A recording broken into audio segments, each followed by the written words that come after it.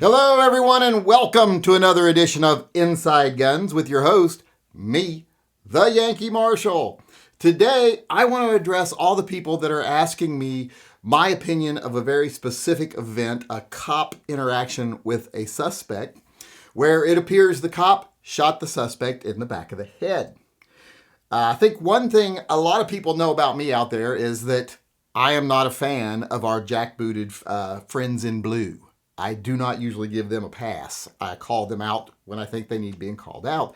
And I think that's why people are asking me about this.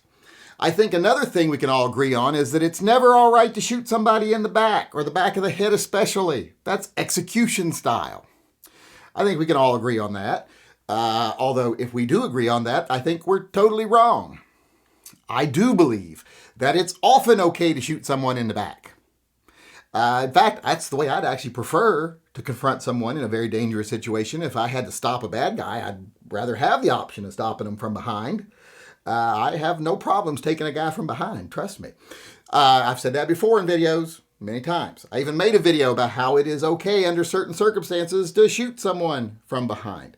Like if someone runs into the mall with an AK-47 and just starts picking off little old ladies and children, and I'm standing behind him, I'm not going to say, "Hey buddy, turn around so I can face you like a man." I'd face you like a stupid man. No, I'd pop him in the back of the head or the back of the, back of the spine. I'm not going to get him to turn around. I'd rather he not even know I'm there till he's on the ground. There are many situations where it is appropriate to shoot someone in the back. And in this case, I think this cop was justified in doing what he did. He was dealing with a suspect, a physically capable suspect who had already grabbed his taser, who was still actively fighting him.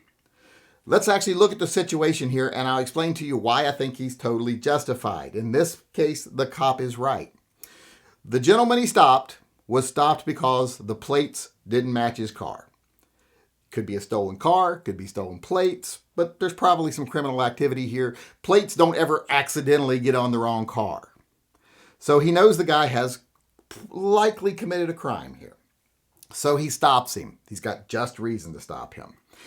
When he stops him, the guy becomes combative, physically fights with him, makes a run for it. They tussle. He goes after him. He catches him. And once he catches him, he fights with him some more. He doesn't surrender. He doesn't accept that he's caught. He grabs the cop's taser when the cop tries to tase him, wrests that out of the cop's hands. They go to the ground. While they're on the ground, he continues to fight. He's not subdued. He's actually fighting.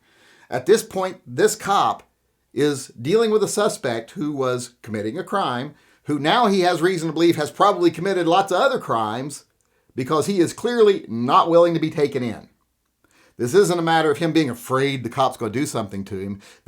He's getting away at all costs, and that includes fighting the police.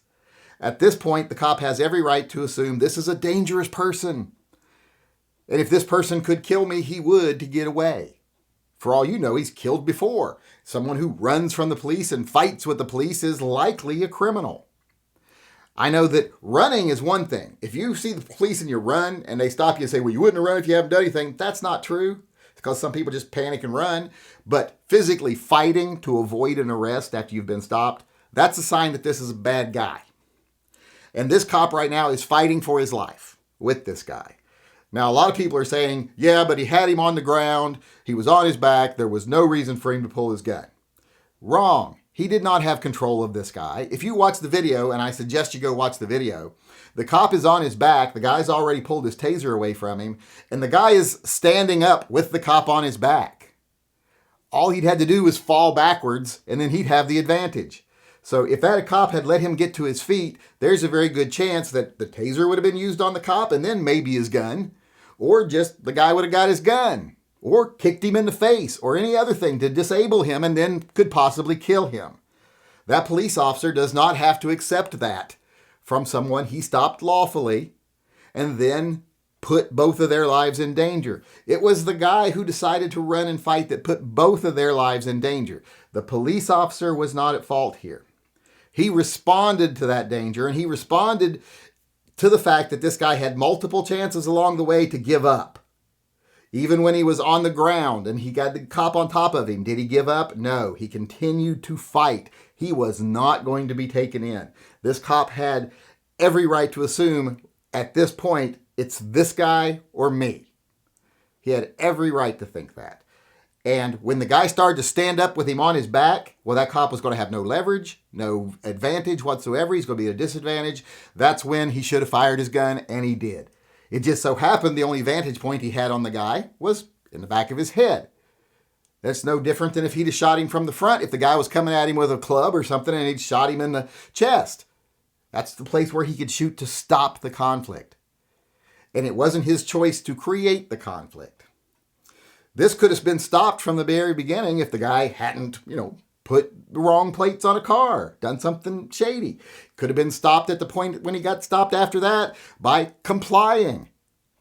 If he hadn't done anything else bad in his life, and I don't know what his record is now. I don't even want to get into it. It just muddies the water as far as I'm concerned, because even without that, the policeman was justified. Now, there might be stuff now to show that, he had all these warrants and had all these bad things he'd done, and if he got caught again, he was going to jail for a long time. That could be true, and that could validate the police officer.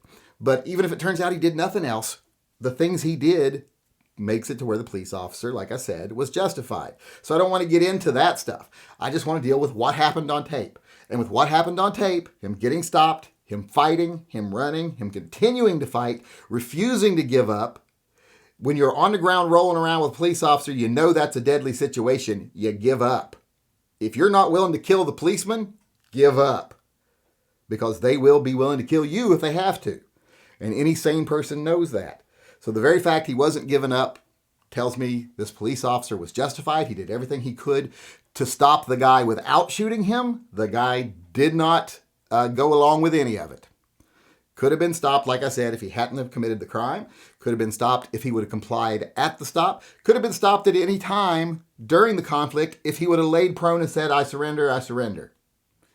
He didn't do any of those things. Also, by the way, could have been probably avoided if he had worn a belt and pulled his fucking pants up. Because if you notice in the video, if you watch the video, when he first tries to flee, he could have maybe gotten away. But his pants fell down because he's wearing his pants under his ass. And when he started to run, they fell down around his knees and he couldn't get up any speed. So that kind of prevented him from running away. In fact, the baggy pants thing, that's the best thing that ever happened to police officers. Makes it hard to flee. And in this case, perfect example of it. He went to run, pants fell down, he got tackled. So this could have been stopped in multiple places. None of the situations that could have prevented this, or none of the actions that could have prevented this, were something that could have been done by the police officer. They were all on the suspect. He could have not committed the crime he was stopped for. Like I said, could have complied, could have not fought, could have pulled his pants up. All those things he could have done. The police officer, the only option he had at the point they were at then was to defend his life as if his life was on the line. And I support him 100% in that decision because the facts back him up. All right, everybody, that's it for me today. I hope you enjoyed the show. I really do appreciate you coming, and I hope you come back again on Monday. Until then, I just want everybody out there to remember, always carry, and whether you're carrying or not, especially if you're carrying, comply with police officers. The place to argue with a policeman is in front of a judge, where you have a good chance of winning. It is not on the side of the road. The odds are not on your favor there, especially if you're carrying. So remember, comply and then fight it in court.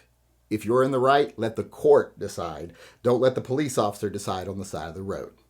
So like I said, remember, always carry, be polite and be compliant, and stay safe until I see you again.